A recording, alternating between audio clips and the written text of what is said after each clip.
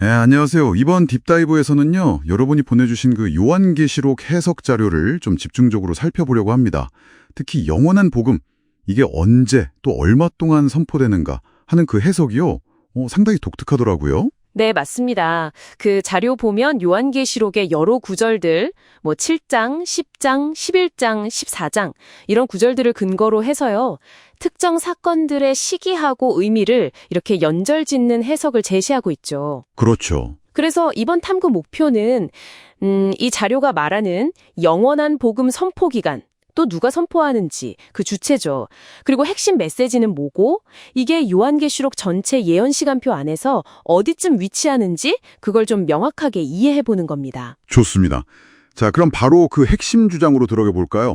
이 자료에서 가장 눈에 띄는 건 영원한 복음이 아주 특정 기간, 그러니까 마지막 한 일회라고 부르는 그 시기의 전반부, 딱 1260일 동안 그때 집중적으로 선포된다는 거였어요. 네, 그렇죠.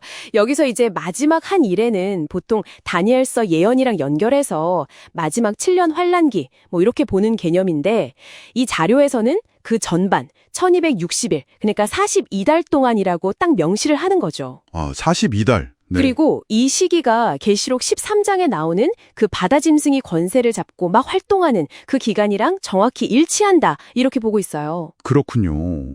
그럼 그 기간 동안 이 복음을 외치는 주체가 누군가, 이게 또 중요한 포인트인데요. 자료에서는 계시록 7장에 그 인침받은 14,400명 있잖아요. 그리고 11장에 두 증인, 이 둘을 아예 같은 그룹으로 본다는 점이 이거 상당히 독특했어요. 보통은 좀 다르게 보지 않나요? 14만 4천 명이 인침을 받는 사건, 그게 계시록 7장이죠. 이게 곧 11장에 나오는 두 증인이 작은 책, 계시록 10장에 나오죠. 그 책을 받아먹고 예언할 권세를 받는 사건하고 같은 거다, 이렇게 주장을 해요. 인침받는 거랑 작은 책 먹는 게 같은 사건이다. 네. 여기서 더 나아가서 인침이라는 게 그냥 보호 표식, 이게 아니라 예언 사명을 위한 어떤 특별한 능력 부여, 이 자료에선 이걸 늦은비 성령이라고 표현하던데 그런 권능을 받는 거다. 그리고 그 내용물인 작은 책, 이게 곧 영원한 복음 또는 계시록 자체일 수 있고요. 이걸 받는 행위다, 이렇게까지 해석을 하는 거죠. 그러니까 인침이 그냥 도장 꽝 이게 아니라 사명하고 능력을 같이 받는 거군요.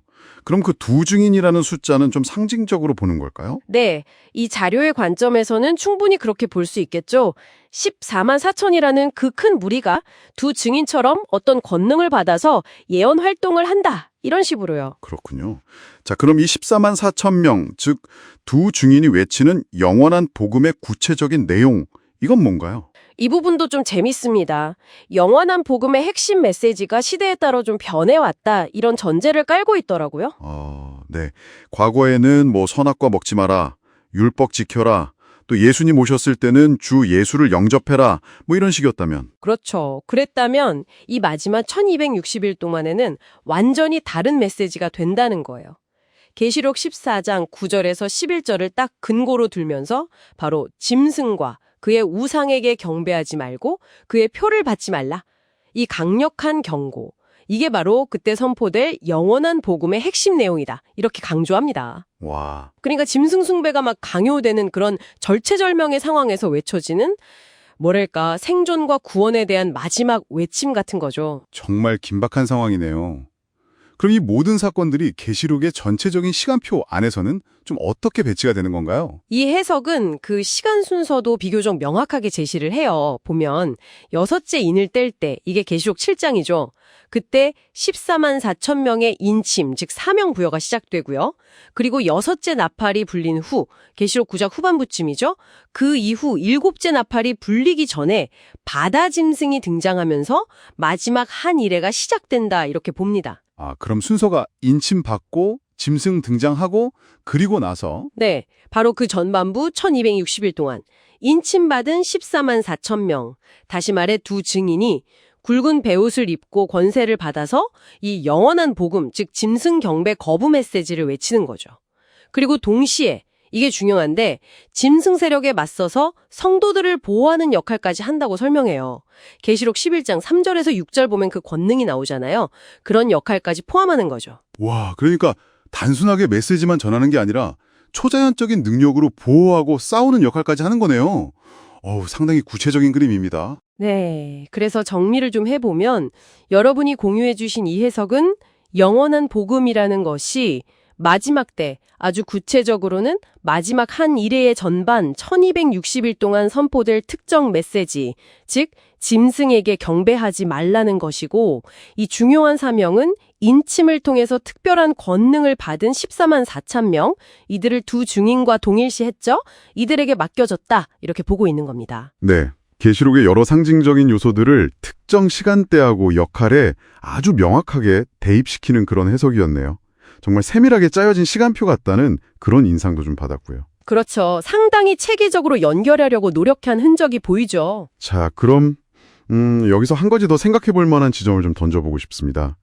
이 자료가 영원한 복음, 그러니까 짐승경배 거부 메시지가 주로 그 1260일 동안 강력하게 외쳐진다고 하면서도요, 또 동시에 현재를 사는 우리 역시 이 복음을 선포하고 짐승경배를 경고해야 한다, 이런 언급도 하거든요. 아, 네. 그런 내용도 있었죠. 그렇다면 말이죠. 이 해석의 틀 안에서 봤을 때 지금 우리가 하는 이런 경고나 선포는 앞으로 올 그 결정적인 1260일을 위해서 사람들을 어떻게 준비시키는 그런 의미를 갖는다고 볼 수 있을까요? 이건 각자 좀 곱씹어볼 만한 질문인 것 같습니다. 네.